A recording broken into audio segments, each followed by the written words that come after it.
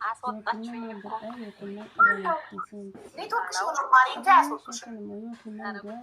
ስንቴ ልገባ እየሞከርኩ እኮ እድሉን አላገኝም። እያጋጣሚ ዛሬ ስራ የለም አውሮፓ ሁሉ ነገር ቤቴ ስላለሁ በምን ምክንያት ተዘጋ ስራ? በዓል ነው ዛሬ የሆነ የኛ እርገት ነው የሚባል ያረገበት ቀን ምናምን ይሉታል። አንቺ ጠንካራ ሴት ታጠነክሬናለሽ አንቺን እያየሁ እና ያው ስሜን ብናገር ደስ ይለኛል፣ ግን ያው ምናልባት እኛ አንድ ታሪክ ልንማርበት ስንሰማ ስሙ አያስፈልገንም፣ ሃይማኖቱ አያስፈልገንም፣ ብሔሩ አያስፈልገንም፣ ቦታው አያስፈልገንም። ጉዳያችን ከታሪኩ ጋር ብቻ ነው። አዎ የምኖረው አውሮፓ ነው ብዬሻለሁ። ከወጣሁ ወደ 20 ዓመት ይሆነኛል። ገና በ17 ዓመቴ ነው የወጣሁ በሱዳን ነው። ከመጀመሪያ ጓደኛዬ ጋር አብረን የአንድ ሰፈር ልጆች ነን። አብረን ወጣን በሱዳን 2 ዓመት፣ ሊቢያ ወደ 2 ዓመት እስር ቤት ቆየሁ። ሊቢያ 2 ዓመት በምቆይበት ሰዓት ልጅ አጋጣሚ ተፈጠረ። እዛ ላይ ልጅን በምወልድበት ሰዓት ባህር ስንሞክር ተያይዤ ታሰርኩ ወደ 8 ወር። ልጅ እዛው እስር ቤት ተወለደች። እዛ ልጅ 2 ዓመት ምናምን እስከሚሆናት እዛው ሊቢያ ቆየን። ወደ ባህር እንደገና ወደ ጣሊያን ተሻገር። ያው እግዚአብሔር ረድቶን ጣሊያን መጣን። 1-2 ዓመት ጣሊያን ቆየን። ጣሊያን ህይወት በጣም ከባድ ነበረ። ልጅ ይዘሽ መስራት አትችይም። ትንሽ ይከብድ ነበር። 2 ዓመት ጣሊያን ከቆየሁ በኋላ አሁን የምኖርበት ሀገር ኔዘርላንድ ይባላል። እዛ መጣን። ልጅ 4 ዓመት 5 ዓመት ሆና መጣን ኔዘርላንድ። መተን እጅ ሰጠን እንደ አዲስ የጣሊያን ወረቀት ስለማይሰራ እዚህ ከዛ እየታገልን ወረቀት ለማግኘት አጋጣሚ የጣሊያን አሻራ ወጣና በዛ አሻራ ምክንያት እዚህ ሀገር በጣም ብዙ ካምፕ ቆየን። ከ9 ዓመት በላይ ካምፕ ቆየን። በዛ 9 ዓመት መሀል አንድ ልጅ ሁለተኛ ወለድኩ። ካምፕ እየኖርን ልጆቻችን ያው ትንሹም ለትምህርት እድሜ ሲደርስ 4 ዓመት የሆነው ትምህርት ጀመረ። ትልቋም ትማራለች። እነሱን ትምህርት ቤት እናስገባለን፣ ሁለታችንን እንሰራለን። ብዙም የወረቀት እንትኑን እንትን አላልኩትም።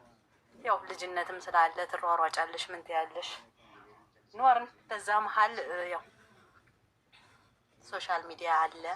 እኔ ብዙም የሶሻል ሚዲያ ተጠቃሚ አይደለሁም። ፌስቡክም ብዙም የለኝም። በሶሻል ሚዲያ እንዴት አረብ ሀገር ምትኖር ልጅ ባለቤቴ ይተዋወቃል። እዛ በቃ አሁን የብዙም እንደዚህ አይነት ያው እምነቱ ስላለ አብረን የወጣን የልጅነት ያው ባሌም ጓደኛዬም እንደ ቤተሰብም ነው ማይ ከቤተሰብ ጋር ብዙም ግንኙነት የለኝም። ከዛ በቃ ያው ብዙ የሆነ የተለየ ነገር ማየው ነገር አለ። ካምፕ ስለሆነ ውጭ ያመሻለኝ። ያው ካምፕ ስትኖሪ ማህበራዊ ህይወት አለ፣ ብዙ ሀበሻ አለ፣ ሌላም ዜጋ አለ። ግን ያው ሲያመሽ ውጭ ላይ የሆነ ድግስ ይኖራል፣ ምን ይኖራል፣ ያመሻል። እኔ ብዙም ከልጆቼ ጋር ነው ጊዜ የማሳልፈው። ብዙም ቦታ አልሰጠውም። ግን ያው ካምፕ ስለሆነ ስትረስ የሚባል ነገር አለ፣ ጭንቀት፣ የወረቀት ምናምን ለዛ ይሆናል የሚያመሸው ምናምን። በዛ መሀል ሱስ ጀመረ፣ ሲጋራ፣ መጠጥ። እኛ ጠዋት እንቅልፍ ልጆችን ለማድረስ ስነሳ ነው ገብቶ ሚተኛ። በእርግጥ ስራ ይሰራል፣ ግን ያን ስራ የሚሰራውን ገንዘብ በፊት ለኔ ነበረ እንዳለ እየሰራ እያመጣ የሚያስረክበኝ። ከዛ ልጅቱ ጋር ከተዋወቀ በኋላ በቃ ብዙ እንትን አየው። ግን ያው ካምፕ ነው፣ የወረቀት ጉዳይ አለ። ሀገራችሁን ተመለሱ ይሉናል በየጊዜው እየጠሩ። ይህን ያህል ተሰቃይተሽ በሰሃራ በበረሃ በባህር መጥተሽ እዚህ ድረስ መጥተሽ እንደገና ወደ ሀገርሽ ተመለሽ ስትባይ ልጆች ይዘሽ ይከብዳል። ያን ሁላ ስቃይ ያሳልፈሽ እንደገና ደግሞ ሌላ ውስጥ ወደ ሌላ ሴት ይሄዳል ብዬ በፍጹም እንትን አለድ። እዛ ገንዘብ ማጥፋት መጣ፣ ብዙ ነገር በቃ አንግባባም። እኔ እና እሱ ስንጨቃጨቅ አንድ ክፍል ነው የምትኖሪ ካምፕ ስትኖሪ፣ ልጆችም አንቺም አንድ ላይ ነው። እና ብዙ ነገር አለ። ያው በዛ መሀል ሀገራችሁን ተመለሱ እየተባልን ስንል እዚህ ሀገር ረዥም ዓመት ከተቀመጥሽ ከ7 ዓመት በላይ ከተቀመጥሽ የይቅርታ ወረቀት አለ። ልጆች እዚህ ሀገር ከተወለዱ የይቅርታ ወረቀት እንዲሰጥ ተፈቀደ። በመንግስት ደረጃ አገኘን። በዛ ያው እግዚአብሔር ይመስገን። አንዳንዴ ለልጅ ብለሽ ብዙ መስዋዕት ትከፍያለሽ፣ ግን ደግሞ ለልጆች ስትይ ደግሞ አንቺ ከተጎዳሽ ልጆቹ ጭምርት ይጎዳሉ። ያ ወረቀት መጣ፣ ቤት ወሰድን፣ ገባን። ትምህርት የዚህን አገር ቋንቋ መማር አለባችሁ መማር ጀመር። በዛ ላይ አገር ቤት መሄድ አለብኝ የሚል እንትን መጣ። ወዲያው ወረቀት አግኝተን 6 ወር ሳይሞላ አገር ቤት ከወጣ አብረን የወጣን አብረን ነው መሄድ ያለብን። ስለዚህ ካምፕ እያለን አባቱ ሞቶ ነበርና እናቴ ታማለች መሄድ አለብኝ ሲለኝ ቀጥታ ኢትዮጵያ መግባት አይችልም እና በሱዳን አድርጎ ሄደ። ለ1 ወር ደርሶ መጣ። ደርሶ ከመጣ በኋላ እኔ እና እሱ ጭራሽ በቃ እማንተዋወቅ ሰውን እንኳን 15 ዓመት አብሬው የተቀመጥኩት ነው እና ጭራሽ በቃ ምንም ልንግባባ አልቻልንም። ገንዘብ ይሰራልኝ ቀጥታ ወደ ኢትዮጵያ ነው የሚላክ። ያን ገንዘብ ምን አድርገው ነው ስለው ኢትዮጵያ ባንክ አውጥቼ ስለመጣው ወደዛ ነው ማስገባው አለኝ። እንዲያውም አንቺ የምትሰሪውንም አስገቢ ብሎ የባንክ ቁጥሩን ሰጠኝ። ለካ ልጅቱንን ከአረብ ሀገር አስመጥቶ ቤተሰቦቹ የሚኖሩበት አካባቢና የኔ ቤተሰቦች አንድ ላይ ስለሆነ ያችን ልጅቱን ሌላ ቦታ ሌላ ከተማ አስቀመጣት። ተከራይቶ ከአረብ ሀገር አስመልሶ እና ለእሷ ነበር የሚላከው። መጨረሻ ላይ በቃ ወደ 2 ዓመት እንደዛ ሁነን ኖርን። እግዚአብሔር ሲረዳኝ አንዳንዴ ለልጆችሽ ኑሪ ጠንክሬ ሲለኝ አንድ ቀን ቴሌፎኑን ጠዋት ወደ ስራ ልሄድ ተሳስቼ እሱን ቴሌፎን ይዤው እሄዳለሁ። በስተት ረፍዶብኝ ስለነበር በስተት አንድ ላይ ነበር። ከምኝታ ቤት ተነስቼ ልብሴን ለባብሼ ቁርስ ለልጆች ሰጥቼ ትምህርት ቤት ሄዱ።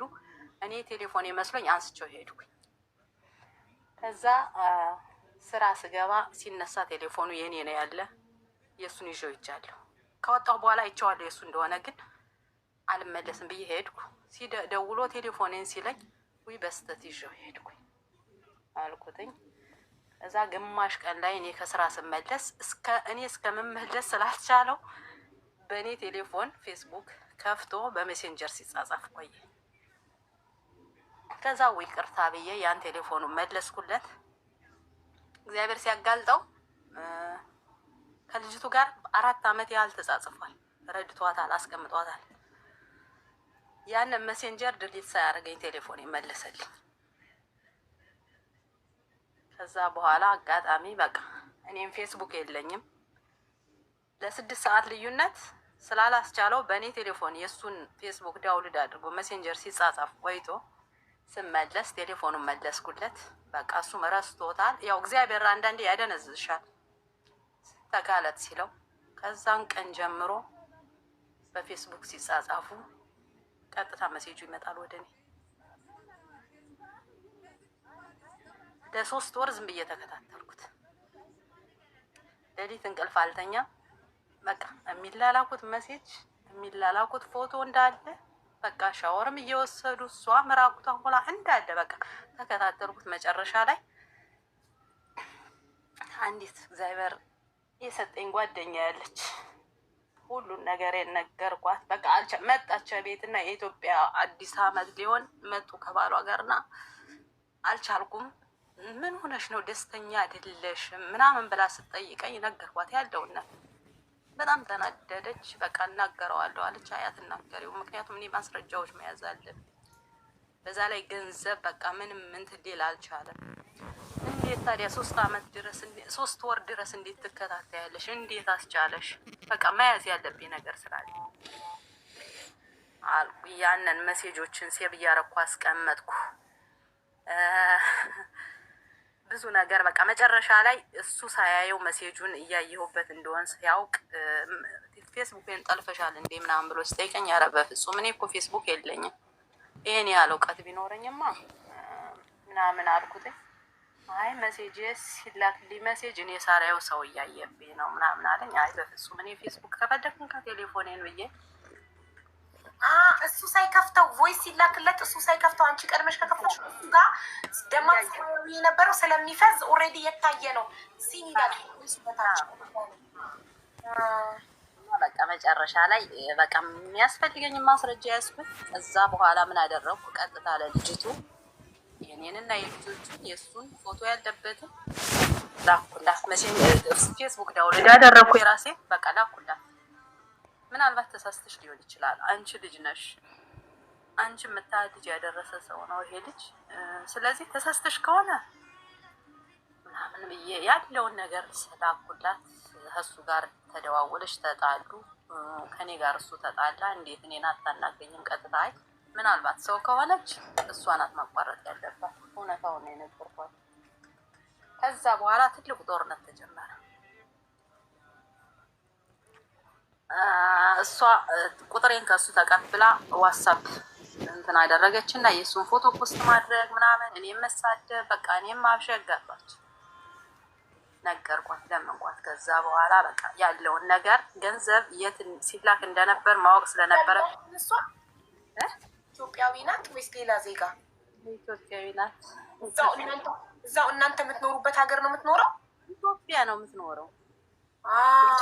በአካል አይገናኙማ። ግንኙነታቸው እንዳለ በስልክ ብቻ ነዋ። አይ እሷ ከአረብ ሀገር ሄደች። እሱ አረብ ሀገር የምትኖር የነበረች ልጅ ናት እኮ። የገባ ጊዜ ለአባቱ ለቅሶ ካምፕ ስለነበራቸው አገኛት። ወረቀት ባገኛችሁ በ6 ወር ኢትዮጵያ ሄደ ጊዜ አግኝቷት ጊዜ አሳልፈው ነው የመጣው። ለአባቱ ለቅሶ ብሎ ሳይሆን ለእናቱ ወስቦ ሳይሆን የሄደው ሆን ብሎ። እሷም ከአረብ ሀገር ሄደች። እሷን ለማግኘት ነው ሄዱ። ባገኛችሁ በ6 ወር አንቺና ልጆቹን የሰው ሀገር ጥሎ የሄደው እሷን ለማግኘት ነው። ከዛ በኋላ ለእሷ ቤት ተከራይቶ ዕቃ ገዝቶ ምን ብሎ ጥሏት መጣ፣ አስቀምጧት መጣ። ከዛ በኋላ እሷን ነው የሚረዳው። ከዚህ ከኛ ጋር በቃ ያለው ነገር ምንም ነገር ጉዳዩ አይደለም። ልጆቹን እኔ ትምህርት ቤት አደርሳለሁ። አንዷ እንኳን ትልቅ ናት፣ የኮሌጅ ተማሪ ናት። አሁን ግን በቃ ባለኝ ነገር ከእነሱ ጋር ኮንታክት ያለኝ። ልጆቹ ራሱ እስከሚታዘቡት ድረስ ውጭ ነው የሚያመሽ። ምን ደግሞ እንዳለ ለእሷ ነው የሚልክላት የቤት ኪራይ የለም፣ ብር የሚባል የለም። ከዛ በኋላ እሷም ካወቀች በኋላ እኔም ካወቁ በኋላ ምን አደረኩ? ያ ገንዘብ የት እንደሚላክ የሚልክ ሰው አለ እዚህ። እኛ የምንልከው በጥቁር ነው። ከልጁ ጋር በጣም እንግባባለን። ደውዬ የባለቤቴን ስም ጠራው እና በዚህ እንደዚህ ይልክ ነበርና ላኪ ብሎኝ አካውንቱ ከሱ አለ ብሎኛል አልኩኝ። ከዛ ስሟንም አካውንቷን የሚላክ ብር እንዳለ ፕሪንት አድርጎ ላከ። ከዛ በኋላ በዚህ መሀል እኔ ቤተሰብ 15 ዓመት አላየሁም። ልጆችን ይዤ ለመሄድ አልተመቸኝም። እናቴ ስትለኝ አነስቼ ሄድኩኝ። ቤተሰብ ደርሼ መጣሁ። ከዛ በኋላ በቃ ትልቅ ጦርነት እንትን አለ ጀመርኩ። በቃ ማለት አልቻልኩም። እያወቅኩ እኔ ውስጤ እየተጎዳ፣ በዛ ላይ እኔ ስጎዳ ልጆች እየተጎዱ ነው። እሱ ከቤት አያመሽም፣ ውጭ ነው የሚያመሽ። ከኔ አልፎ ልጅ እንኳን አባታችን ምን ሆኖ ነው እኛ ጋር እንኳን 2 ቀን 3 ቀን እንኳን ላይ ምን ስተኛ ነው የሚመጣ። እኔ ጧት ትምህርት ቤት ስሄድ ይነሳል። ምን ነው ሌላ ሴት ያዘ እንኳን ብሎ ትንሹ የ9 ዓመት ልጅ ጠየቅ። እንደዚህ ባይሆን እኮ ለእኛ ጊዜ ይሰጠን ነበረ። ሲለኝ በቃች ጓደኛ የምልሽ ተማከርን ከእሷ ጋራ። በዚህ መሀል እሱ ተነስቶ ወደ ኢትዮጵያ ሄደ። 6 ወር ቆይቶ መጣ። 6 ወር ቆይቶ ሲመጣ ያው ከልጅቱ ጋር አብረው ናቸው። ፎቶ ፖስት ያደረገ 6 ወር ሲቆይ ትደዋወላላችሁ? ልጆቹ ጋር ይደውላል፣ ልጆቹን ይጠይቃል ምናምን። በቃ ልጁ ትልቋ ብዙም እንትን አለ ማለት አወቀች፣ ሚዲያም ስለምትጠቀም ጠየቀችው። ኢትዮጵያ ባለበት ሰዓት ምን እየሰራ ነው እስካሁን እኛ ከዚህ ምናምን አለችው። እና ፎቶ ፖስት አድርጎ እንደዚህ ትራንስሌት አድርገው ያያሉ መሰል ኮሜንት የሚደረገውን በአማርኛ ታያለች። እና ጠየቁ ማለት ከእሷ ጋር ፖስት ከአንቺ ጋር ሳይፋታ ከልጅቱ ጋር ፖስት አደረገ። ሲያደርግ ታየዋለች። ግምቴ ነው። እሷ ደውላ ቀጥታ ነው የደወለችለት። የት ነው ያለ ብላ ጠይቀዋለች። እዛ ቤተሰቦቹ አላቸው የሆነ የስራ ቦታ እዛ ነው ምናምን ሲላት ውሸትህን ነው፣ እዚህ ሀገር ስትመጣ ቀጥታ ማሳስርህ እኔ ነኝ ብለዋለች። ለእኔ አልነገረችኝም። ከዛ ቀጥታ ደወለና ምን ብለሻታል ልጅ ምናምን ሲለኝ ምንም አላልኳትም። አንተ ከሱ ስራ እንደምትሰራ ነው የምነግራት፣ ለስራ እንደሄድክ ነው የምነግራት። አይ እንደዚህ እንደዚህ ያለች ሰው በፍጹም እንደዚህ አንተን በመጥፎ እኔ እናንተ ብንባችን አባታችሁ እንደዚህ እንደዚህ አድርጎኝ ብዬ አንድ ቀንም አልናገርም። ምክንያቱም አባታቸው ነው፣ ራሳቸው መጥፎነቱን ራሳቸው እንዲያውቁ ነው የምታገለው። ከዛ በቃ ፎቶ ፖስት አታደርግ ለእኔ ሳይሆን ለልጆች። በዚህ መሀል እሱ እዛ ሆኖ ሲዝናና ምን ሲል ከሴት ጋር ሲሆን ምናምን ቤተሰቦች አጠገብ ስለሆኑ ሁሉም ነገር ያያል። ማለት ጓደኛ ዘመድ እናንተ ሳትፋቱ እሱ ውሽማው ጋር ፎቶ ሲፖስት በቃ ቀጥታ ልጅቱ ወደ ቤተሰብ ይዟት እና እናቷ አለች ወደ ቤተሰብ ሁላ ይዟት ሄደ። ከዛ ቤተሰብ የመጀመሪያ ሚስትን ሳትፈታ እንዴት ሁለተኛ ሚስት አመጣለሁ? የለም እንደዛ የሚባል ነገር የለም። እንደዛ እንዳላሉት ራሱን ያላሉ። ከዛ ወንድሞች በቃ እኔን አጣብቂኝ ውስጥ ከተቱ። ወይ ፍጩ ወይ ደግሞ መጥቶ ልጆችን ያሳድጉ፣ ያለበዚያ ልንሳሳት ነው አሉ። የኛ አካባቢ ደግሞ ትንሽ ጥቂት የሚባል አይወዱም። በቃ አይመለከታቸውም። እሱ የልጆች አባት ነው። የማደርገውን ነገር አደርጋለሁ። እስካሁን ድረስ ብዙ ነገር አሳልፌያለሁ። ስለዚህ የልጆች አባት ነው። እኔ የማደርገውን ነገር አደርጋለሁ። እኛ እኮ አንቺ እንዳትጎጂ ብዙ ነገር እያየን ዝም ብለናል። ከሰማሽ ትታመሚ ያለሽ እያለ ሁሉን ነገር አውቃለሁ አልኩት። ለወንድሜ ሁሉን ነገር አውቃለሁ፣ እኔ የማስተካክለውን ነገር አስተካክላለሁ። በዚህ መሀል እዛ ንብረት መሬት ወስደን ነበር፣ ቤት አስጀምረን ነበረ እና ተረጋጋ አልኩት። 6 ወር ሲሞላው ከ6 ወር በላይ እዚህ ሀገር ወጥቶ መቆየት ስለማይቻል መጣ። አስገባሁት እኔም ዝም ብዬ። እሱ መቼ እንደሚመጣ አልነገረኝም፣ ግን ጓደኛው እደዋወላለሁ እና ትኬት የቆረጠበት ነገረኝ አልኩት። ነገረኝ። እሱ ሐሙስ ሊገባ ለቅዳሜ ትኬት ቆርጦ ጠበቅኩትኝ። ልክ መጥቶ ሻንጣ አስተካክያለሁ። ለምንሽ ነው የምትሄጂው ስትለኝ አጋጣሚ እኔ የኢትዮጵያ ፓስፖርት ስለሚያስፈልገኝ ላመጣ ነው፣ ለ10 ቀን እሄዳለሁ አልኩትኝ። ምንም አላልኩትም። መጣ። በቃ ከልጆቹ ጥየው ሄድኩኝ። እኔ ወደ ኢትዮጵያ ሄድኩ። ከዛ ያለውን ንብረት ወደ ስም ያዞሬ መጣሁ ተመልሼ። መጥቼ ስመጣ ስራ ሄዷል፣ አላገኘሁትም። ሻንጣውን አወጣጥቼ በቃ ከዚህ በኋላ እዚህ ቤት አታድርም አልኩት። ለምን አለኝ። ነገርኩት ያለውን ነገር። በዚህ መሀል የረሳው እችን ልጅ የመጀመሪያው ከአረብ ሀገር ያስመለሳትን ልጅ አስረግዞ አባረራት።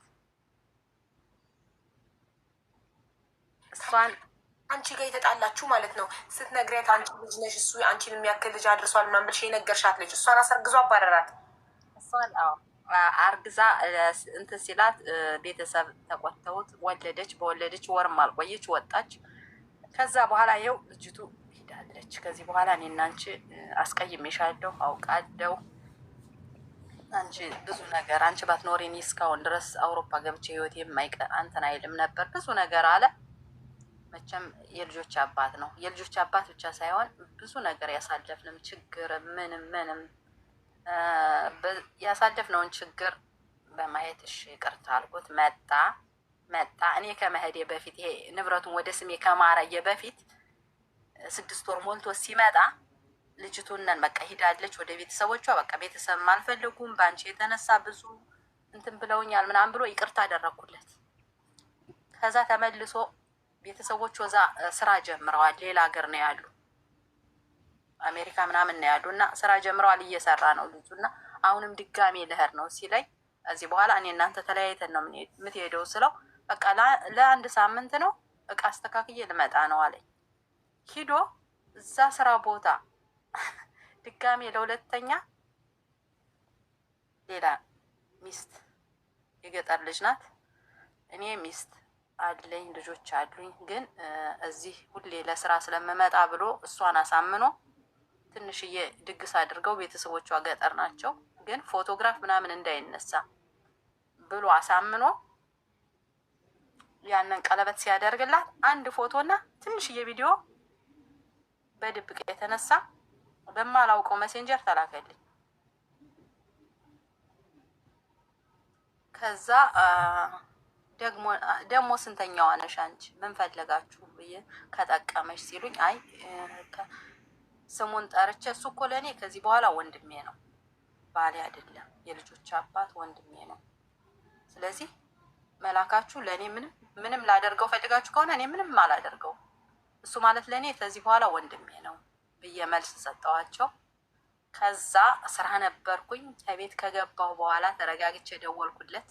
የት ነህ ስለው እዚህ ቦታ ላይ። እውነትህን ነው አልኩት። አዎ መቼ ነው የምትመጣ ስለው ትንሽ እቆያለሁ አራዝም ያለው ትኬቴን ሲለኝ አሁንም ድጋሜ ዋሸ ተሳሳትክ ማለት ነው ስለው አንቺ ምናምን ብሎ ብዙ ነገር ለፈለፈ። እዛ በዋትሳፕ ላኩለት ያንን ቪዲዮ እና ያን ፎቶ። አንተ አሁን የከሌ ልጅ ነህ፣ ከዚህ በኋላ ለሚመጣብህ ነገር ሁላ እኔ ኃላፊነት አልወስድም።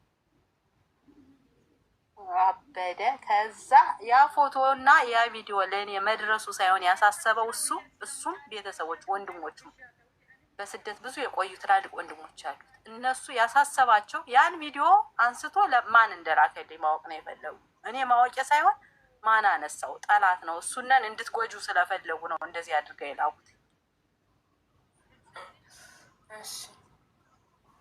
ችግር የለም እሱ ምንም ቢያደርግ እምነቴን ያጣው የመጀመሪያ ጊዜ እንትን ሲል ነው። ስለዚህ እኔ ምንም ላደርገው አልችልም። ማሳሰር ከፈለኩ ሲመጣ ማሳሰር እችላለሁ፣ ግን በፍጹም የልጆች አባት ነው፣ ላሳስረው አልችልም። ወድቶኛል፣ በቁሜ ቀብሮኛል፣ ብዙ ነገር አሳጥቶኛል። ግን እናንተ ያሳሰባችሁ ማንነቱን ማወቅ። እኔም ማንነቱን አላውቅም፣ ማን እንደላከልኝ እራሱ አላውቅም። አዲስ እንትን ነው ፕሮፋይል የሌለው ምን የሌለው ነው የተላከልኝ ብዬ እዛ በኋላ በቃ እሱም እንደምጣላው ስላወቀ በቃ ተዘጋጋን። ለ3 ወር ያህል ኢትዮጵያ ቁጭ ብሎ አልደውልለትም፣ አይደውልልኝም። ከዛ ንብረቱንን ማዞር ስለነበረብኝ ደወልኩለት። በቃ እኔ በቃ ይቅርታ ምንም ማድረግ አልቻልኩም። ልጆቹም በጣም አባቱ ትንሹም በጣም ይወደው ነበር እና ትምህርት ቤት ራሱ ጸባዩ ተቀየረ። በጣም ጎበዝ ተማሪ ነበረ። ምን ሆኖ ነው ቤት ምን ተፈጠረ እየተባልኩ ስለሆነ እና አልኩትኝ የሆነ ይቅርታ ታደርጊልኛለሽ? እኔ ከአንቺ ጋር ካልሆንኩ እሱ ሀገር እመልሼ አልመጣም አለኝ። ችግር የለም አልኩት። ከዛ ችግር የለም አልኩት። በቃ እመጣለሁ ቆርጠው ማለት እሺ የምትቆርጥበትን ቀን ንገረኝ ስለው ለምን ፈለግሽ ሲለኝ አይ ለምን በቃ ስትመጣ እንድትዘጋጅ ምናምን አልኩትኝ። አይ ችግር የለም ስመጣ ዝም ብዬ ነው መጣም እንግዲህ አይደለም ሲለኝ እሺ ብዬ ትኬት የሚቆርጥለት ልጅ አለ። ቤተሰቡ የእሱ ቤተሰብ ነው፣ ግን በዚህ ሁኔታ በጣም ይናደር ነበርና እኔን በጣም እንትን ይለኝ ነበረ እና ደውዬ ትኬት ሲቆርጥ አሳውቀኝ፣ እኔ መምጣት እፈልጋለሁ፣ ከእሱ ጋር መለያየት እፈልጋለሁ እና ከእሱ ያለ ንብረት የልጆች ነው፣ የእሱ የኔም አይደለም፣ ግን ልጆች ቢያንስ መጥተው ቤተሰብ አለን ብለው መምጣት ሲፈልጉ ኢትዮጵያ የእነሱ ንብረት ነው አልኩት። እሺ ችግር የለም አለኝ። ትኬት ሲቆርጥ አሳወቀኝ። እኔም ትኬት ቆረጥኩ። ልክ ሲመጣ ተነስቼ ሄድኩ። ኢትዮጵያ ሂጄ ማድረግ ያለብኝን አደረግኩ። ስመለስ ቤት አስወጣሁት። ቤት ወጣ። አበዱ ቤተሰቦች። እኔ ስጎዳ የት ነበራችሁ? እንደዚህ የጠነከርኩ አንድ ልጆችን እያየሁ ነው። በሰው ሀገር የቤተሰብ ጥያቄ እሁድ ቅዳሜ ሲሆን ከሚታ ከምን ቤተሰብ አያታችን ምናምን ሲል ጓደኞቻቸው እነሱ የቤተሰብ ጥያቄ እያመጡ እሱ እንደዚህ ሲተዋቸው፣ ስለዚህ እኔ ብቻ ነኝ። እኔ ብታመም ልጆች መንግስት ነው የሚወስዳቸው። ስትረስ የሚባል ነገር ጭንቀት አለ። ስለዚህ ግዴታ በአንድ እግሬ መቆም አለብኝ። እሱ ከኔ አጠገብ መራቅ አለብኝ። እዚህ ሀገር ወንድ ሲወጣ ተብሎ ቤት ማግኘት አይችልም። 1-2 ቀን በረንዳ አደረ። እሱ ለእኔ በጣም ትንሹ በቃ እንኳን በረንዳ ለምን በቃ የተወሰነ ተሰቃየ አላለ። ተነስቶ ታቅሎ ኢትዮጵያ ገባ። እዚህ መኖር አልቻለም። ገባ። አሁን እዛ 1 አመት ተቀመጠ። ኢትዮጵያ ያለውን ሁኔታ በጣም መጥፎ ነው በእኛ አካባቢ ያለው እና በቃ ወንድሞቹ እንዲመለስ ፈለጉ። እንዲመለስ ከዚህ በኋላ እኔ እንኳን ወደ ህይወቴ መመለስ ነው እና እሱን ማየት ራሱ አልፈልግም።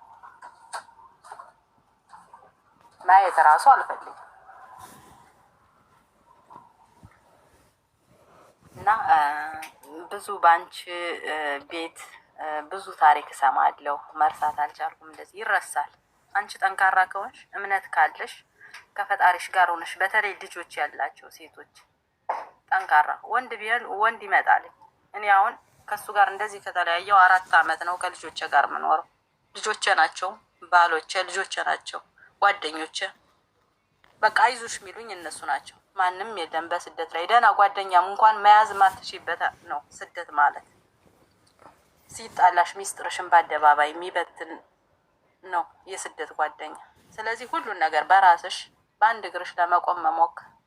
የወጣሽበትን አላማ ካለሽ ለወንድ ልጅ ብዙ ትጎጃለሽ። አውቃለሁ። ከባድ ነበር ለእኔ 2 አመት ሙሉ ያንን ቴክስት እያየሁ እሱ ከሌላ ሴት እዛ እንደሚኖር እያወቅኩ ግን በቃ ሁሌም ማለቅሰው ከመብርሃን ፊት ነበረ። ግን አላሳፈረችኝም። ጠንካራ እንደሆነ አደረገችኝ። ያን ሁሉ ነገር ረስቻውን ከልጆች ጋር የመጀመሪያ ልጅ የኮሌጅ ተማሪ ናት።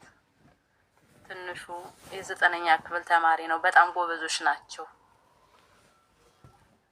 እዚህ በአንድ እግሬ ቆሜ እኖራለሁ ከልጆች ጋር እንደ ጓደኛ፣ እንደ እህት፣ እንደ ወንድምም በቃ እንደ ቤተሰብም ሆነን እንኖራለን። እሱ ግን ተጎዳ። ከዛ ሄዶ በቤተሰብ ጋርም አልተስማማም። ከተማ ነበር የሚኖረው። የቤት ክራይ እንኳን ቤተሰቦች ውጭ ያሉት እየላኩ ነበር እንትን የሚሉት። እነሱም በቃ ወይ ተመለስ አንረዳም ሲሉት ገጠር ከዛቸው ሚስቱ ሂዶ ገባ። እየተሰቃየ ነው። እግዚአብሔር ተበቃይ አምላክ ነው። እኔን ያስለቀሰኝን ያህል እሱ ደግሞ በቁሙ እያሳየኝ ነው ያለ። ባይሰቃይ ደስ ይለኛል፣ ግን ከሰራው እንትን የተነሳ እንደዚህ ሆኖ ማየት ለእኔ ትልቅ እንትን ነው። ሰውነን መቼም ክፉ ይሁን ብለሽ አትመኝም፣ እንኳን የልጆችን አባት። ግን ደግሞ መቼም ያስለቀሰሽን እየዋሸሽ ከሴት ጋር እንደሆነ እያወቅሽ ሌላ ውሸት እየዋሸሽ ከውሸት ላይ ውሸት እየዋሸሽ ያንቺን ህይወት ያበላሽሽ ሰው ምንም ቢሆን ጉዳይ አይደለም። እኔ ህይወት ከባድ ነው። ግን ደግሞ አብረሽ እስካለሽ ድረስ መሰለቻቸት እኮ ሊኖር ይችላል። መለያየት ኖርማል ነው። አንቺን ላለማጣት ውሸት እየዋሸ ከሌላ ከሚሄድ በቃ ይቅርታ እንደዚህ አድርጊያለሁ ብለሽ መለያየት፣ አንቺም እንደ እህት እንደ ወንድም ትቀጥያለሽ ለልጆች ስትይ። ግን እኔ እና እሱ አሁን በቃ እኔን ተይው፣ ልጆች እንኳን ከኔ ላይ ያደረገውን ነገር በራሳቸው የታዘቡት ነገር አሁን ኢትዮጵያ ልንሄድ ብንል አባታችን ማየት አንፈልግም ነው ያለኝ። ትንሹ ማየት አልፈልግም ማለት ነው። ከምንም የሚያመው ደግሞ ልጆቹ ሲቀየሙት አየሽ። ጥሩ ባል መሆን ባይችል ጥሩ አባት መሆን ግን ይችል ነበረ። ለምሳሌ ከአንቺ ጋር ያለው ፍቅር ቢያበቃ እንኳን አንቺን በግልጽ ቁጭ አድርጎ ይቅርታ፣ እኔ ስሜቴ እንደ ድሮ አይደለም ለአንቺ እና በቃ ለአንቺ ያለኝ ፍቅር ስላለቀ አባት ብቻ ልሁን፣ ባልነቴ ይቅርና አባት ብቻ ልሁን ብሎ ለልጆቹ ፍቅር እየሰጠ መልካም አባት መሆን ይችላል። ጊዜው ለልጆቹ እየሰጠ ገባሽ? እኔ የምለምነው የነበር መጨረሻ ላይ አብረን እንደማንኖር ስወስን ይሄን ነበር የለመንኩት። ልጆቹ ይወዱታል። ትንሹ በተለይ በጣም ይወደዋል። ስለዚህ ለሱ ስትል ቤት ተከራይ፣ ስራህን ጀምር፣ እኔ በማግዝ መንገድ አግዛሃለሁ። ግን ለልጆች ቢያንስ እየመጣ ለሳምንት 1 ቀን እሱነን እያጫወትከው እንደ እህት እንደ ወንድም እንደ ቤተሰብ እንቀጥል ብዬ ነው የለመንኩት መጨረሻ ላይ። ግን ያን በፍጹም ማድረግ አይፈልግም። እዛ መጨረሻ ላይ ከዚህ ሀገር ለቆ ከመሄዱ በፊት የፍች ፕሮሰስ ጀመርኩ። እኔ በጠበቃ እኔ ኢትዮጵያ ደርሼ እንደመጣሁ አስወጣሁት። የፍች ፕሮሰስ ጀመርኩ። ከጓደኛ ቤት ተጠግቶ ነበር የሚኖረው። ከኔ አድሬስ ደብዳቤ እሱ ወደ እኔ ነው የሚመጣ። ያን እንዳይመጣ አስቆምኩት።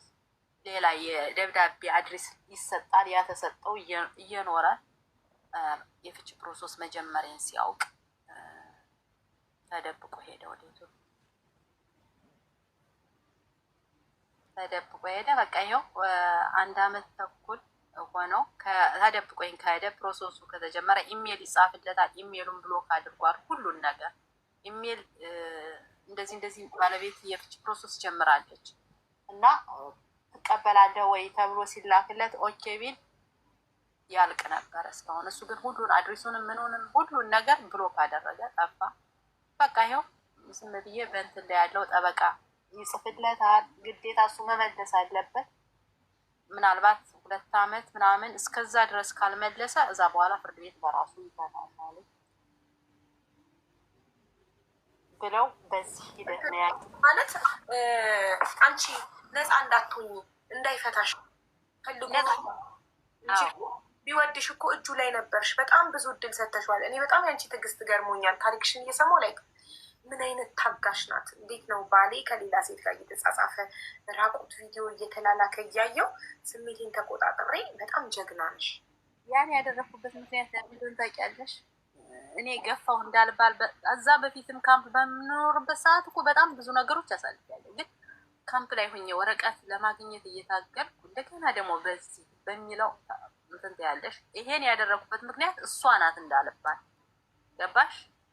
ከኔ ሴጣን አንዳንዴ ሴጣን ያሳስታል። አንዳንዴ ሴቶች ባላቸው እየማገጠ ሲያገኙ ራሳቸው መቆጣጠር አቅታቸው አናቱን በሆነ ነገር ብለው ጸጥ ብለውባቸው እድሜ ልካቸው የሚታሰሩ ምናምን አሉ አይደል?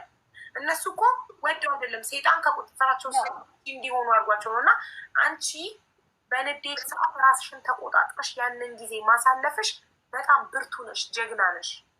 የእውነት ያው ከኔ መጣ እንዳይባል ታገልኩ። የሚመለስ መስሎኝ ትዳሬ እንዳይፈርስ የልጅነት ትዳሬ ነው ታገልኩ። ግን መጨረሻ ላይ በቃ መወሰን አለብሽ። ራሴን እየጎዳው ከሰውነት ደረጃ ወጣሁ በስትረስ። በቃ ስትረስ ሳይሆን በቃ ዝም ብለሽ እየበላሽ የምትበይው ምግብ ወደ ሰውነትሽ ማሄደው አዳድም እንደዚህ አይነት ደረጃ ሰው ሁላ ሲያይ ነው ምናምን እስከሚለኝ ድረስ ግን ወደ ራስ መለስ ስለነበረብኝ ልጆች አሉ። በጣም ያማል። ማለት የስደት በሊቢያ አብራችሁ የተጓዛችሁ ማለት ብዙ መከራ አብራችሁ ያሳለፋችሁ ረሃብን፣ ችግርን፣ መከራን አብራችሁ ያሳለፍሽውን ሰው ላይክ እናትሽ እንደወለደችው ወንድምሽ እንደ ስጋሽ ከማንም በላይ ነው የምታዩ። ለምን አብረሹ ያሳለፍሽው መከራ በጣም ያቆራኝባል። እና ያ ሰው መቼም የሚከድሽ አይመስልሽም።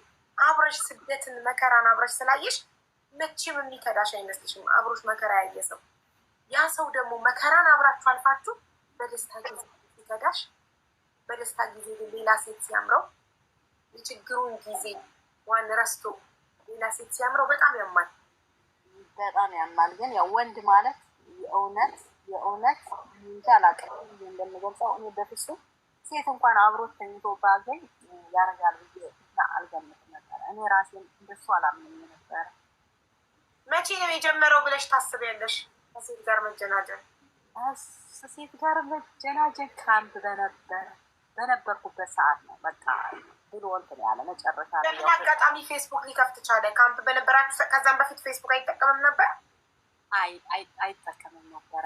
ያው ፌስቡክ ዝም ብለሽ ሶሻል ሚዲያ ላይ ፖለቲካ እንትን ምናምን ነበረ የሚጠቀም የነበረው እና ሶሻል ሚዲያ ላይ ስትጠቀሚ እንደ ቀልድ ዝም ብለሽ ሰው ጋር የምትጻጻፊው ነገር ምናምን አለ አይደል? እንደዛ ቴክስት ሲደራረጉ ግን እሱ ዲፕ ገባበት እኮ። አንቺ እንዴት ዝም አልሽ? ለመጀመሪያ ጊዜ ካምፕ ውስጥ እያላችሁ ቴክስት ሲደራረግ ስታይ ከሴት ጋር ተጻጻፋለህ ብለሽ አታውቂም? እንደቀልድም እንዴ እሱን ያወቁት ምን እንደው ታውቂያለሽ? እኔ ፌስቡክ አልጠቀምም። እኔ ልጆችን ትምህርት ቤት አስገባለሁ፣ ወደ ስራ ነው የምሄድ። እዚህ ሀገር ሳይክል ነው የምትጠቀሚ፣ ሳይክል አስመስለሽ ነው እንጂ ልጆች ትምህርት ቤት በሚወጡበት ሰዓት እመለሳለሁ። ልጆችን ምግብ አበላለሁ። እዚህ ሀገር ዋና አለ፣ ስፖርት አለ። ያ ሰዓት ሲደርስ ደግሞ ማታ አካባቢ አብረን እንወጣለን። በቃ ህይወቴ እንደዚህ ነው የነበረ። ልጆች ጋር ነው አየሽ። ራስን በቤት ስራ በልጆች ብቻ ቢዚ ማድረግ ምን ያህል እንደሚያሸውድ አንቺ በህይወትሽን፣ ልጆችሽን፣ ቤትሽን ቢዚ ስትሆኝ፣ እሱ ግን እዛ ጋር ሴቶችን ፌስቡክ ላይ በማጥበድ ቢዚ ነበር። አየሽ እኔ ሚዲያ እንደዚህ ፌስቡክ የለኝም ነበር፣ አልጠቀምም። እና ይሄንን ከካምፕ ጀምሮ መሆኑን ያወቅኩት እዚህ የመጥቼ በእኔ ቴሌፎን ከተጠቀመ በኋላ ነው። የተጻጻፉት ነገር አንጻር ወደኋላ ሄደሽ የተጻጻፉትን ስታይ መቼ እንደጀመሩ አውቀሽ ነው ከካምፕ ጀምሮ እንደነበር ያወቅሽው? በፊት የእሱ ቴሌፎን ክፍት ነው፣ ኮድ የሚባል የለውም። ይህን ከጀመረ በኋላ ግን ቴሌፎኑን መቆለፍ አመጣና ጠይቄው አውቃለሁ። ለምንድን ነው ከመቼ ወዲህ ነው ስለው፣ አይ ዝም ብሎ አንዳንድ ነገር ስለምጠቀም የፖለቲካ ጉዳይ ምናምን አለ። ምንም ብዙም ቦታ አልሰጠሁትም። ከዛ በኋላ የኔን ቴሌፎን ተጠቅሞ ሜሴንጀሩን ካወቁ በኋላ የሱን ቴሌፎን ኮዱን እንደማንም ብዬ አውቄ እንትን ገባ ዋትስአፕ ላይ ገብቼ የእሷን ቴሌፎን ቁጥር ወሰድኩ። የእሷን ቴክስት በዋትስአፕ የሚጻጻፉበት ብር የሚልክላትን ምናምን በጣም ብዙ ነገር በቃ ወሰድኩ ወደ እኔ። ከዛ በኋላ ግልጽ አደረኩት። ይኸው እንደዚህ ወስጃለሁ። የእውነት ጦርነት 1 አመት ሙሉ የእውነት በቃ ትክክለኛ ጦርነት ነው። ቤት ሆነ እሱም ያው እኔን መተው አይፈልግም። አንቺን ከተውኩ ህይወቴ እንደሚበላሽ ታውቃለሁ ነው የሚለው። ግን ደግሞ እዛ ውስጥ መውጣት አቃተው። እዛ ለወንድሞቹ ቤተሰቦች ተናገርኩ። ለወንድሞቹ አሉ ትላልቅ ወንድሞች። መውጣት አቃተው ማለት ልጅቷን አፈቀራት? አፈቀራት። አልቻልኩም ማለት በግልጽ አፈቀርኳት አልቻልኩም መተው እሷን አልቻልኩም ማለት አለኛው።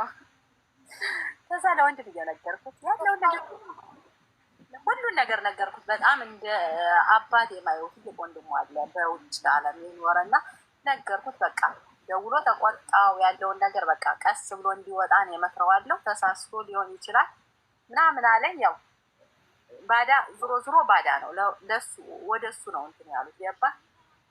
ይሄ ነገር እኮ ምን ይፈጠራል? ሂዶ ልጅ ወልዷል። ያችን ከወለደን በኋላ አባሮ ሌላ እንደዚህ አድርጓል ምናምን የሚለውን በቃ ማስተባበል አመጡ። በቃ አንቺ ሚስቱ ነሽ ይመለሳል፣ ዝም ብለሽ ጠብቂ የሚል ነገር ከነሱ መጣ ገባሽ። እኔም በቃ ያው መወሰን ያለብኝን ወሰው ማድረግ ያለብኝና አደረኩ። ምክንያቱም እዛ ያለው ንብረት እውነት ለመናገር የኛ አልነበረ። እሱ ነው ብር እየላከ እንትን የሚለው ነበር የእሱ ነው ነበር። ግን እልህ ያዘ ገባሽ። 4 አመት ሙሉ በእኔ ላይ ሴት ይዞ ነበር። ብዙ ነገር አድርጓል። ብዙ በዚህ መሀል በሽታም እኮ ሊመጣ ሁላ ይችል ነበር። እግዚአብሔር ጠብቆኝ ነው እንጂ። ታዲያ እንዴት ነው ንብረቱን እሱ በሌለበት አንቺ ወደ ራስሽ ማዞር የቻልሽው? ከሱ ወደ አንቺ ቤቱ የተገዛ የኔ ነበረች የገዛች ባሽ እና 50% የተገዛው የማህበር ቤት ነው። 50% ስታደርጊው ነው ካርታ ማዞር የምትችይው። 50% መድረሱን የሚያሰራው ወንድሜ ነበረ። እሱ ይሄን ነገር ሲያደርግ ወደ ቤተሰቦች መቅረብ እዛ ኢትዮጵያ እያለ ይሄን ነገር እንዳደረጉ ቤተሰቦች ማወቃቸውን ስነግረው ወንድሜ ተጠንቀቅ ማለት አስጠነቀቀኝ። ካገኘሁት ፊት ለፊት እመታዋለሁ አለኝ። ስለዚህ ንገሪው አለኝ እና ነገርኩት። ይሄን ነገር ከእኔ ቤተሰቦች አካባቢ እራቅ። በዚህ መሀል እኔ ብር እየራኩ ያን እንትን 50% ደረሰ እና ስሙ መዞር አለበት ሲሉኝ በቃ እሱ እዛ ነበር ቢያውቅ ውክልና ይሰጣቸውና እንትን ይል ነበር። አንቺ ከማን ወደ ማን ያዞር? ከገዛውበት ሰውዬ መጀመሪያ በገዛውበት ሰውዬ ካርታው እህቴ አወጣችሁ። ከዛ በኋላ ወደ ሊዞር ሲል ሄድኩ። ምን አለ ግን አንቺ በስምሽ እንዳዞርሽው ሲያውቅ? ውይ አበዱ እሱ ነው በጣም እሱ ብቻ ሳይሆን ቤተሰቦች በጣም ያበዱ በዚህ ነው። ብድሩን የማይመልስ ልጅ አይወለድ ብድርሽ መለሽ። ይሄን በማድረጌ በጣም እንትን አሉ። ይሄ ንብረት ነው እኮ እኔነቴን አሳጥቶኝ ነበር ገባ። በብስጭት ስራውዬ ሳይክል እየነዳው መኪና ውስጥ ላይ የእሱ የሚያደርጋቸውን ፎቶ የሚፖስታቸውን እያየሁ መኪና ውስጥ ሁላ ልገባ ላይ ነበረ በጭንቀት ገባሽ። እኔ እዚህ በሞት ልጆች መንግስት ነው የሚወስዳቸው ማለት ብዙ ባል ማግጦ አይተናል። የእሱ ግን ይቅርታ አድርጊልኝና ሳይፋታ ከአንቺ ጋር ከውሽማ ጋር ፎቶ ሶሻል ሚዲያ ላይ እየለጠፈ ትልቅ ልጁ አይታ እስከምትደውልለት ድረስ እንዴ! አሁንም ልንገርሽ፣ አሁንም ፕሮሰሱ እኔ ነኝ የጀመርኩት። አልተፋታውም። አሁንም ሚስት አግብቶ አለ። አሁን ራሱ ወደ ኢትዮጵያ መሄድ ፈልጌ ወንድሜ በቅርብ አርፈዋለኝ። እዛ ልጆች ትምህርት ቤት ሲዘጋ መሄድ ፈልጌ ልጆችን ይዤ መውጣት አልችልም እዚህ ሀገር በሱ ስም ስላሉ እሱ የፈረመበት ወረቀት መያዝ አለብኝ እና ያን ወረቀት እንዲፈረምልኝ ላኩ። ወንድሜን ከነገርከው አይፈርምም እና ዝም ብለህ ካለበት ሂደህ አንተ በቃ ከያዝከው ይፈርማል ብዬ ያን ወረቀት አጋጣሚ ስራ ቦታ ሂጅ አገኘሁት፣ አፈረመለት። ከዛ ለልጆቼ ቪዲዮ እምብኛ እንትን አሉ፣ ቪዛ ከለከሉ። የኢትዮጵያ ኢሚግሬሽን እዛ አዲስ አበባ ኢሚግሬሽን ሂዶ እንዲገባ ቪዛ ልጆች እኔም ብለው ሊመጡ ነው ብለህ ሂደህ ተናገር በሉት ብዬ ስልክ ስልኩን አጠፋፍቶ ጠፋ።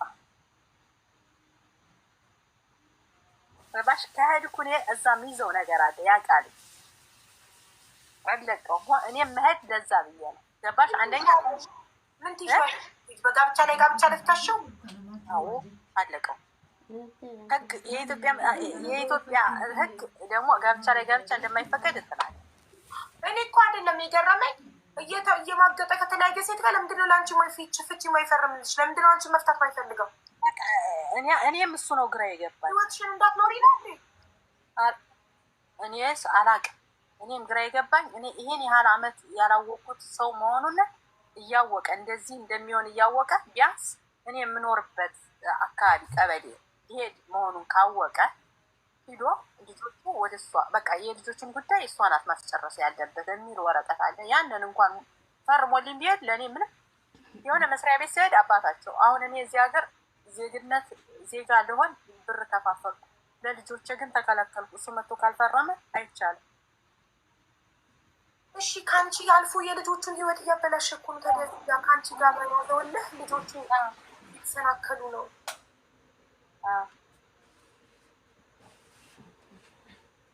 እና እስከዚህ ድረስ በቃ አንቺ አብረሽ ካልሆንሽ ብዙ ነገርሽ ነው ያበላሽታል። ብዙ ነገርሽ እነሱ ፈልገው ነው አይደል? ይሄ ነገር መቼም እኔ እሱ ጋር እሱ እንደዚህ ያደረገው ሁሌ ልኖር አልችልም። የተወሰነ ልትታገሽ ልትጎጂ ትችያለሽ። ይመለሳል ብለሽ ግን ኧረ እንደዚህ አይነት ነገር የለም። ደግሞ ያደረግሽውን የሚያደርግ ማንም የለም እንዳንቺ የሚታገስ። እኔ አዶን ነው አላውቅም። የምትችሉ ትኖራላችሁ። እኔ ግን አልችልም። ቀይ መስመር አለ። የማገጠ እንደሆነ ባወቅኩ ሰዓት በዛች ደቂቃ እኔ ትግስት ውሳኔ ሰው አለመሆን ብዙ መስዋዕት ያስከፍልሻል። አልደራደርም። ምንም እኮ ንግግር አያስፈልገውም። በቃ እኔም እወጣለሁ ደግሞ አያገኘኝም። በቃ ሌላ ሴት ጋር ሄደ ማገጣር አለቀ። በቃ የሆነ ነገር እኔ የኔ ጣዕም አለቀበት አይደል? አዲስ ጣዕም አማራው አይደል? ሄደ ይመቸው። ደግሞ እኔ መንካት አይችልም። እድሜ ልኩን በሰራው ስህተት ሲጸጸት ይኖራታል። ደግሞ ስህተት አይደለም ምርጫ ነው። መርጦ ነው ወዶ ፈልጎ ተጀናጅኖ ሄዶ ጭራሽ አብስሎ ሄዶ በላ። በኦንላይን ጠብሶ አብስሎ ኢትዮጵያ ሄዶ በላ። ያበሰለውን ሄዶ ተመገበ እና ፕላን አድርጎ ወጥሮ የሚያደርገውን ነገር ምርጫ እኮ ነው እኮ መማገጥ ምርጫ ነው። ባሽ ስህተት የሚባለው መጠጥ እየጠጣ መድኃኒት ሰው ውስጥ ጨምሮበት ራሱን አንስቶት እሱ እንደሆነ ሳያውቅ አቅሉን ስቶ አንቺን መስላት አይተው ሴት አብሮ ስህተት ነው ይባላል። ራሱን አያውቅም ነበር መጠጥ ውስጥ መድኃኒት ተጨምሮበት እያወቀ ላደረገው ነገር እንዴት ነው ፕላን አድርጎ አንዳንዴ የውሳኔ ሰው አለመሆን ራስሽን ነው የምትጎጂ። አይ ብልህ ሴት ታጋር ትዕግስት ጥሩ ነው። ንብረት እስክታስሚ የምትፈልጊ ነገር እስክታስተካኪ ውስጥሽ ቅጥል እያለ ችለሽ አላማሽ እስክታሳኪ መቆየት ጥሩ ነው። ይህኝነት አይጠቅም። ለምሳሌ ባወቅሽ ሰዓት መንገድሽን እስክታስተካኪ ኢትዮጵያ ሄደሽ ንብረት ቤቱን በስምሽ እስክታዞሪ ምናምን ታገሰሽ። ይሄ ጀግንነትሽ ነው። ስሜት መቆጣጠር ጀግንነት ይጠይቃል። ብልህነት ይጠይቃል። እኔ እስከዚህ ይሄዳል ብዬ ባስብ ኖሮ እዚህ ሀገርም ሳይፈታኝ እንዳይወጣ ማድረግ ይችል ነበር። ግን በፍጹም እንደዚህ ያደርጋል ብዬ በቃ ሌላ ሚስት አግብቷል። ስለዚህ እኔ ሚስቱ ሁለተኛ ሚስት የእሱ ተንኮል ማለት ማግጥ እንደፈለገ ግን ለምንድነው ማይፈታሽ? ለምንድነው አምልጦ ሄደው ስትጀምሪ? አላውቅም። ከሄደው ኢትዮጵያ ገባ በኋላ ነው ያወቅኩ። ስልኩ ዝግ ሲሆንብኝ የጠበቃ እንትን ወረቀት ተልኮ ልነግረው ስደውል ስልኩ ዝግ ነው። አብሮት ካለው ልጅ ስደውል ለኢትዮጵያ ከገባ እኮ ቆየ።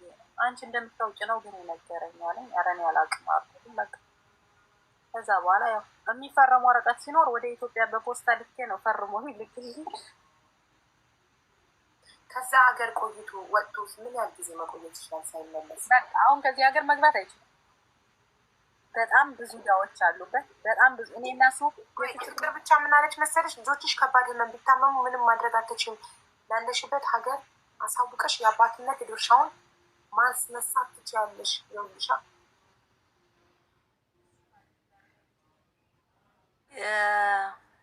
እስኪ እኔም ያው እዛም አንድ መሄድበት ቢያንስ እኔ እንጂ አላቅም የኢትዮጵያን ሕግ የልጆቹን ኃላፊነት ለእኔ የሚሰጠኝ ከሆነ በፍርድ ቤት ያንን የፍርድ ቤት ወረቀት ይዤ እዚህ ሀገር አስተርጉሜ ለፍርድ ቤት ላስገባ ነው ሀሳቤ። ምንሽ አንቺ ኢትዮጵያ ከምትሄጂ ከኢትዮጵያ ሕግ ያለሽበት ሀገር አውሮፓ ሀገር ሕግ ስለሚሻል 2 ዓመት ይሙላ። 2 ዓመት ሲሞላ አውቶማቲካሊ ፍርድ ቤት ያፋታሻል መልስ ባለመስጠት ውስጥ። በኋላ ደግሞ ለፍርድ ቤት እውነታውን ልጆቹን እንደማይጠይቅ ልጆቹን እንደማያሳውቀሽ የአባትነት ድርሻውን ሲያነሳልሽ አንቺ ባለሙሉ ስልጣን ትሆኛለሽ ልጆችሽ ላይ። የእሱ ፊርማ አያስፈልግሽም። ከሱ ጋር ምንም አይነት ኮኔክሽን አያስፈልግሽም። ምንም አይነት ጥያቄ እሱን አትጠይቂም። ገባሻ? ለምን ምን አስገድሽ? ኢትዮጵያ ላይ ከሱ ጋር ግብ ውስጥ ምን አስገባሽ? ደግመሽ ሳይኑን ምን አሳየሽ? ቀጥታ ፍርድ ቤት ሁሉ ነገር አይጨርስልሽም? የምትኖሪበት ሀገር እኔ አላወቁም። ይሄን ህግ ብዙ እንትን አላልኩም። ያው ፍቺውን ሲያልቅ ለፍርድ ቤት እኔ ስለምቀርብ እናገራለሁ። እንደዚህ ያለበትን አላውቅም ብያቸዋለሁ። ልክ እሱ ኢትዮጵያ ገብቶ እንደዚህ እንትን ሲያደርግ ሂጃ አመልክቻለሁ። የት እንዳለ ልጆችንም ትምህርት ቤቱን ጠይቀዋቸዋል። አያውቁም፣ እነሱም አያውቁም። በእርግጥ እንትን የላቸውም እኮ ግን እንደዛ ከምትይ ሶሻል ሚዲያ ላይ ከተለያየ ከሴት ጋር ሲዝናና ሲጠጣ የሚፖስተውን ወስደሽ አታሳይም ለፍርድ ቤት? እሱን ካደረኩ እሱን አሁን ማድረግ እችላለሁ። ግን በፊት አሁን ለምሳሌ እንደዛ ያደረገበትን ቀለበት ያደረገበትን ከቤት ሳስወጣው ተጠየቁ። ቀበሌ እዚህ ሀገር ከቤት ቀበሌ ማለት ነው የምንኖርበት፣ ለምንድን ነው የምታስወጪው ሲሉኝ እንደዚህ ኢትዮጵያ ሄዶ ሚስት አግብቶ አጋጣሚ ያን ለማጣራት እኔ ኢትዮጵያ ሳላስፈቅድ ነበርና ተፈልጌ ስመለስ ጠየቁኝ። እንደዚህ ባሌ ሚስት አግብቷል ተብዬ ኢትዮጵያ በሚኖሩበት ሰዓት ያን ለማጣራት ይዤ ነው አልኳቸው። ምን አገኘሽ? አንደኛው ወልዷል፣ እንደዚህ ማስረጃ ላይ ምናምን ማሳሰር ትፈልጊያለሽ ሲሉኝ ነው አላሳስርም። ምክንያቱም ልጆቹ ይፈልጉታል። እኔ እሱን ማሳሰር አልፈልግም፣ ግን አብሮኝ እንዲኖር አልፈልግም ከዛሬ ጀምሮ አልኳቸው። በቃ ግን አንቺ ቆፍጣና ስላልሆንሽ ነው እንጂ ልጆቹ የሚፈልጉት መች አግኝተውት? ልጆቹ ሲነሱ ሲተኙ እየገባ ሲነሱ እየወጣ መቼ ጊዜ ሰጥቶ መቼ አግኝተውት ይፈልጉት? አዎ በጣም ኖሮ ተምሮ ተቀጥቶ ይወጣ ነበር። ይሄኔ ቀጥ ለጥ ብሎ ነበር። ገባሽ? እንደ እናት ስላዘንሽለት እንደ እናት ስለራራሽለት እንጂ አንቺ ቆፍጣና ብትሆኚ ብታሳስብ ኖሮ ልክ ይገባ ነበረ። እንደዚህ አይነት ወንዶች ኃላፊነት የማይሰማቸው ምንም ነገር የለም። ሁሉም ሴት የያዘው ቀዳዳ እኮ አንድ አይነት ነው። ምንም እኮ አይነት አመል ሌባ ለአመሉ ዳቦ ይልሳል እንጂ አንቺ የመጀመሪያ ፍቅረኛው በሊቢያ አብረሽ በሳራ በረሃ አብረሽ ተርበሽ ተንከራተሽ አፈር ድሜ በልተሽ አውሮፓ የገባሽ ካምፕ ውስጥ አብረሽ መከራን ያሳለፍሽ ሴት ትሻዩ ነበር።